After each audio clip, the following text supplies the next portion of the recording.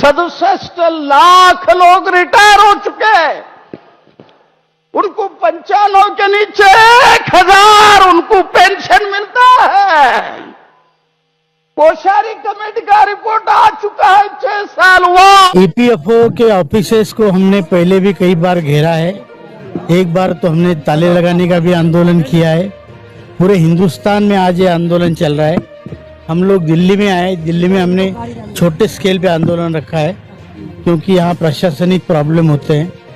बाकी देश भर में हजारों की संख्या में लोग, चाहे पुणे हो, मुंबई हो, नासिक हो, हर जगह, या केरला हो, तमिलनाडु हो, आंध्र प्रदेश हो, उत्तर प्रदेश हो, उत्तराखंड हो, बड़ी संख्या में हजारों की तादाद में लोग ईपीएफओ के ऑफिस को घेर रहे हैं।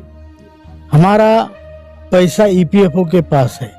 जो सीबीटी, जो सेंट्रल बोर्ड ऑफ ट्रस्टीज है, ईपीएफओ उसका सचिव होता है और हमारे पेंशन फंड में तकरीबन 9 लाख करोड़ रुपए है। और केवल इतने पैसे ही नहीं, हर साल 1 लाख करोड़ रुपए उसमें अंशदान आता है और हर सालाना 1 लाख करोड़ का ब्याज आता है। अब इतना पैसा होने के बाद हमारी जो मांगे ब्याज के एक पोर्शन से कंप्लीट हो सकती है, वो भी ये नहीं करते हैं। और जो पॉलिटिशियंस है वो करना भी चाहे तो ये उनको बरगलाते हैं। तो इसलिए हम ईपीएफओ के सामने ये आंदोलन कर रहे हैं। जिस तरीके से आंदोलन कर रहे, लगा रहा है ईपीएफओ पे कुछ जरा सा भी असर पड़ेगा क्योंकि मेरा संसद लगातार आप प्रदर्शन कर रहे हैं? देखिए, असर तो पड़ेगा, आह का असर होता है, चाहे थोड़ी देर से हो, लेकिन असर जरूर होता है।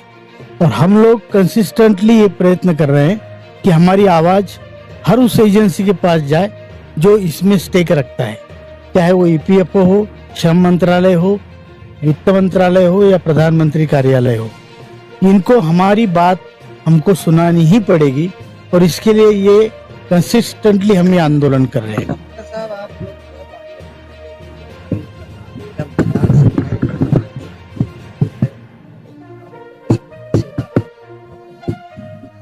हमारे आंदोलन के कई भाग हैं, कई हिस्से हैं। एक तो हम मास स्केल पे जैसे किया, हमने रामलीला ग्राउंड पे किया।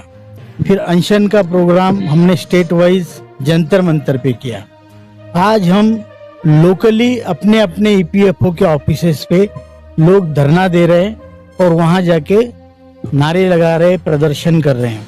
तो ये पूरे भारत में हो रहा है, दिल्ली में ही नहीं हो रहा है। दिल्ली में तो छोटे स्केल पे है, लेकिन पूरे भारत में हजारों की तादाद में लोग हैं जो ये आंदोलन कर रहे हैं। और पूरे मतलब आसाम से लेके गुजरात तक, गुजरात में कम से कम 10 जगह पे आंदोलन चल रहा है।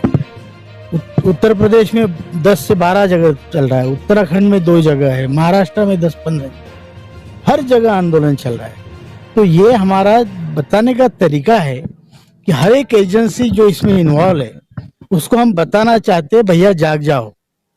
अब जैसे ईपीएफओ है, वो हमारा पैसा ईपीएफओ के पास है और पैसा छोटा मोटा नहीं है।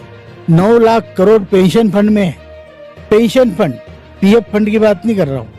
और उसमें 1 लाख करोड़ हर साल आते हैं और उसमें दोनों का मिला के 1 लाख करोड़ का ब्याज आता है।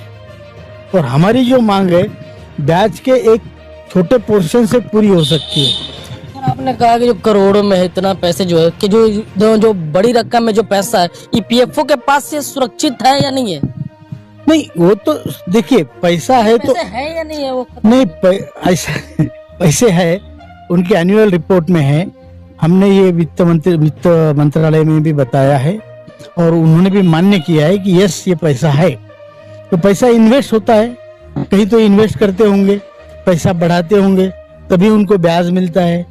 तकरीबन 1 लाख करोड़ रुपए का ब्याज हर साल आता है। और इतना बड़ा ब्याज आने के बाद उसके एक पोर्शन से अगर हमारी डिमांड पूरी हो सकती है, तो ये पॉलिटिशियन लोगों को बरगला रहे हैं और ये कह रहे हैं कि हमारे पास पैसा नहीं है। अबे तो हमने जो हिसाब दिया है वो क्या है जी?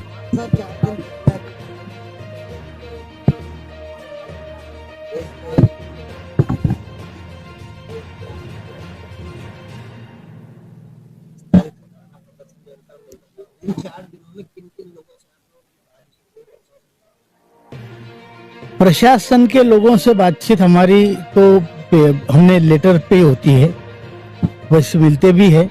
आज पीएफओ को मिलेंगे और हमने 2 मंत्रियों से भेंट की, एक आदरणीय ज्योतिरादित्य सिंधिया जी और रामदास आठवले जी, उनसे भी मुलाकातें हुई है। कई मंत्रियों से फोन पे भी बात हुई है। सब लोग अपना पुण्य खर्च करने में लगे हैं, तो देखते हैं कब हमारा काम होता है। आप भी उसके विटनेस है।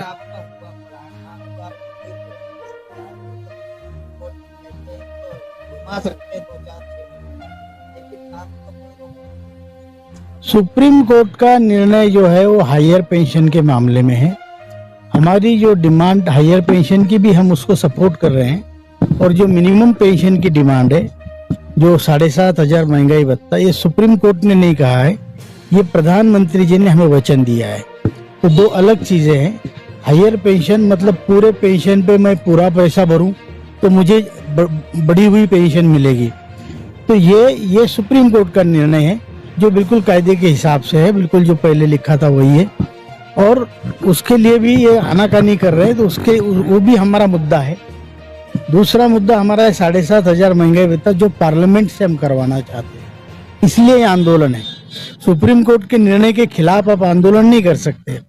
हम जो आंदोलन कर रहे हैं वो मिनिमम पेंशन के लिए कर रहे हैं, 7,500 महंगाई भत्ता और स्वास्थ्य सुविधाएं। ये हमें प्रधानमंत्री जी से हमें अपेक्षा है कि ये हमारी मांग वो पूरी करेंगे। जैसे सर 26 जनवरी आने वाला है, तो क्या लगता है इसमें आप लोगों की जो मांगे हैं हो सकता है क्या? क्यों नहीं हो सकता है? हमें तो आशा है कि राम मंदिर की प्राण प्रतिष्ठा से पहले ही 22 से पहले भी कुछ हो जाए, हम भी दिवाली मनाएं। या तो हो सकता है, या 26 जनवरी हो सकती है, या बजट में 31 से हो सकता है। तो वक्त तो काफी हो गया आप लोगों को आंदोलन करते हुए, लेकिन क्या ये चीज जान सकती है कि आपका जो आंदोलन है वो ईपीएस की जो फाइल है वो काम कहाँ तक पहुँचा है? हमारी मालूमात के हिसाब से श्रम मंत्री ने वित्त मंत्री को पूरी फाइलें भेजी है, और फाइनल डिसीजन वित्त मंत्री का होगा। तो यहाँ तक हमें मालूम है वर्बली। ने कहा 22 जनवरी के बाद जिस तरीके से सब दिवाली मनाएंगे, सरकार अगर आप लोगों की बात नहीं सुनेगी तो दिवाली मनाइएगा कि नहीं मनाइएगा? 22 जनवरी देखिए, श्री राम के लिए तो सब लोग भक्त है, हम भी है, वो तो मनाएंगे, लेकिन थोड़ा कम खा के। पेंशन ही नहीं बढ़ेगा, बुजुर्गों का दिवाली कैसे आएगा 22 जनवरी? दिवाली तो मनाएंगे, लेकिन अगर हम खुशी से मनाना चाहते तो हमारा पेंशन का काम होगा। नहीं सुनेगा सरकार, उसके बाद क्या कीजिएगा 22 जनवरी के बाद? तो फिर उसके बाद जो आंदोलन है 30 तारीख से, आपको हमने बताया पहले भी कि हम जंतर मंतर पे अनशन पे बैठ रहे हैं। 30, 31 पर राज्यवार हमने उसका नियोजन किया है, और हो सकता है उसका हम आमरण अनशन में तब्दील करें, और सरकार को ये संदेश देंगे कि हमारा अंत न देखो। हम गरीब लोग हैं, बूढ़े हैं, लेकिन जब आप किसी को दीवार से सटाओगे तो वो भी तो नोचेगा ना आपको। तो ये मत करो, हमारे ऊपर ये परिस्थिति मत लाओ, और हमारा काम जल्दी से जल्दी करो। हमारा विश्वास है आपके ऊपर, तो आप हमारा काम करें।